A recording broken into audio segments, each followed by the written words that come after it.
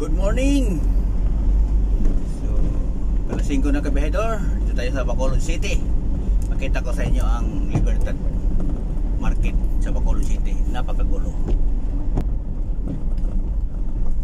So, pasok tayo dito sa Libertad Public Market ng Bacolod City.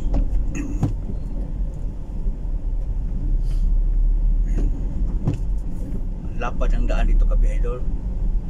Kaso lang ang kalsada ginawang tindahan ba. May mga paninda. Tapos yung mga ano naman, mga sasakyan naman, halos sa gitna talaga park. Kaya nabulbuhol.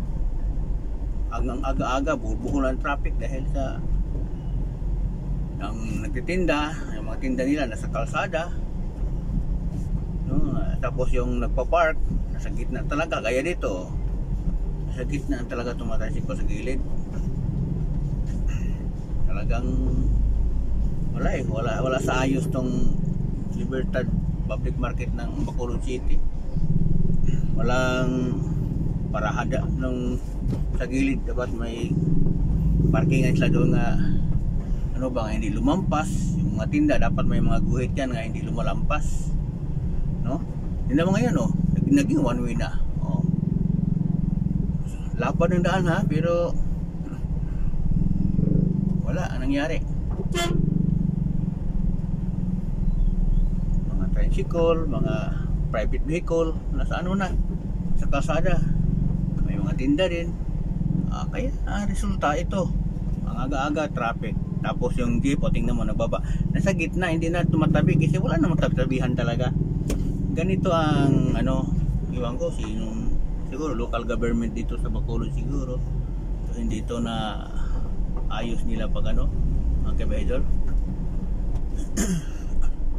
Dapat may taga dito. Gaya ng mga tinda dito, no? Dapat may mga guhit yan nga, hindi pwede lumampas dyan kasi daanan yan, di ba? So wala halos sa gitna na ng so mga e-bike, mga tricycle, mga private vehicle, wala nang kahit parking na lang kahit lang wala din sumisita ng mga enforcer. Kaya napakaaga, napaka-traffic. Ganito talaga ang sitwasyon kabihedor pag walang namumuno na dito sa area na to. Dapat mayroon dito mayroon nag-manage ng sino bang dito sa Libertad Public Market. Dapat maayos pa, dapat bawal na yung mga double parking dito, double parking, triple parking pa yung diba? Dito banda hindi masyado, lang double parking lang, no? Tingnan natin pag liko natin kasi iikotin natin itong kasi one way. Ikotin natin itong Libertad Public Market mga kabihedor. So tingnan mo dito banda, tapat ng Jollibee. Yung mga private vehicle nandito na sa may gitna talaga. Wala na ang 4 lanes naging 1 lane na lang, no? Dahil 3 lane talaga ang kinakain ng nagpa-park ng mga private vehicle, mga tricycle at saka e-bike.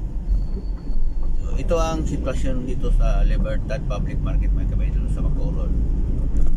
Wala sa ayos. Wala sa ayos talaga. Lalabas na tayo dyan, no? Pinakita ko lang sa inyo kaya baka sakaling makita to ng mayor dito sa Bacolod, magawa ng paraan, no? Na mga tinda i-arrange sa gilid ganyan. Tapos yung mga sasakyan dapat mayroon silang parkingan doon sa gilid kung saan siya ilagay. Para lang ba? Para mas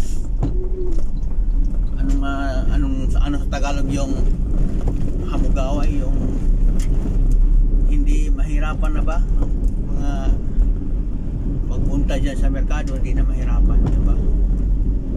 Madali lang sila mag-parking. Siyempre kung wala nang parkingan, maghanap sila sa malayo, diba? Doon kasi wala kasi nakalagay na parkingan. Ang ginagawa ng iba, nag-double parking na lang hanggat makarating sila doon sa gitna ng kalsada. Kasi wala kasi walang nag-aayos. Yan ang resulta kabahedor sa mga walang nag-asikaso sa isang area.